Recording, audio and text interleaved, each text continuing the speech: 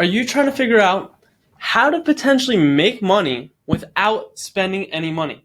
It's going to take courage and it's going to take consistent action. People have been asking me, what do I do for a living? My name is Justin Pickell, a.k.a. Pickle, and I do real estate wholesaling. So when I break this down to people in a simple format, I say you can pretty much think about it as one of your friends who wants to buy a car and is talking about it in your friend circle, and they say what kind of car they want, what particular model, what color, how much they're willing to pay. You get their criteria is what I would call it, and I would take mental note or take written note of that and actually start looking for that type of car for them online. So I can go on like Facebook Marketplace or car lots in the area or different ways online to find this kind of vehicle anywhere that I could find it. So now that I know he wants to pay me $20,000, I'm going to see if I can get that right condition model, make sure he's getting what he's looking for, and get it for maybe like 10, 15, and be able to make that difference. So I found the vehicle and I found him. I never put up the money for the 10 or 15 grand that I decide with the person who owns the vehicle. But I did find it and I found the buyer.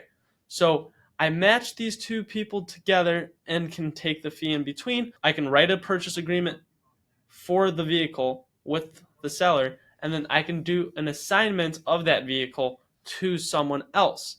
So I'm assigning my rights to a piece of paper, taking one piece of paper and assigning that paper to someone else. You can also say, oh yeah, I'm in the school lunch line when I was a little kid, and this guy said, I need this candy, but it's nowhere to be found in America. I need it in China. So I go find the place where I can actually order that off my mom's credit card and see, all right, he wants to buy this bag of chips for $20. I can get it for $5, get it shipped over, and he's already gave me the $20 before I even bought it. So now I can keep that money and it'll be delivered to his house. So there's different things like that. So you have to be able to figure out what kind of middleman are you going to do. But what we do is a little more high ticket with houses. So what we're going to be breaking down is wholesaling basics. So how I think of it is a few simple steps.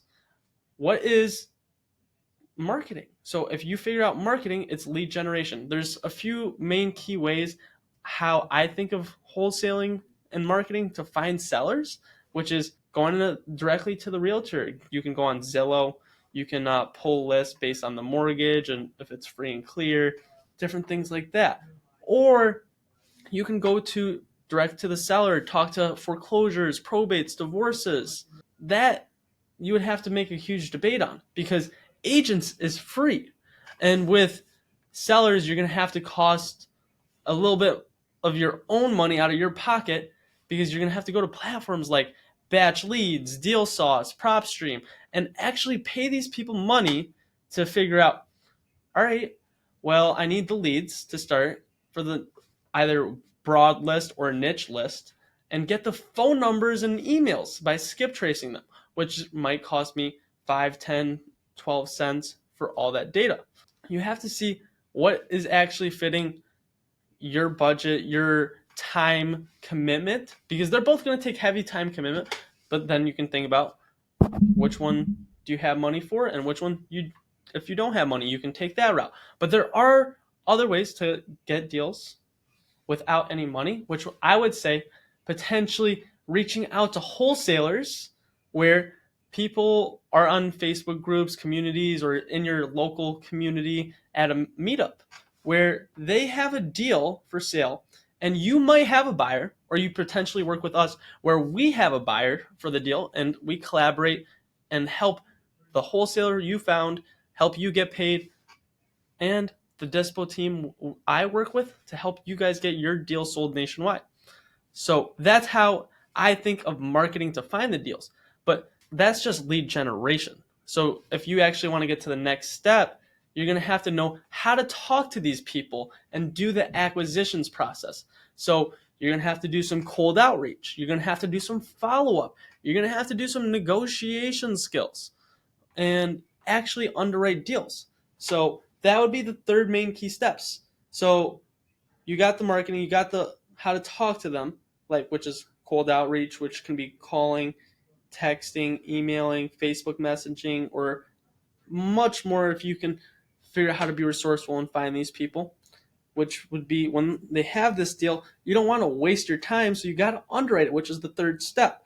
So once you're underwriting, you might be looking for the ARV, the rehab, if it's a cash deal. Or if they might be doing a BRRRR, you might want to look at, all right, if they refinance, what could they potentially get the loan at, PITI, and what would the rents be at? Like, is it good for a long-term rental, an Airbnb, a midterm rental for like traveling nurses, insurance relocations, rent by the room? So many different things that an investor could do with a property. So we have to be able to evaluate what makes sense. And it's kind of the same thing of thinking for a sub 2 or seller financing, because they are looking at how much rental profit they're looking at most of the time, because those are not typically flip deals, but a lot of cash deals are going to be flip investments.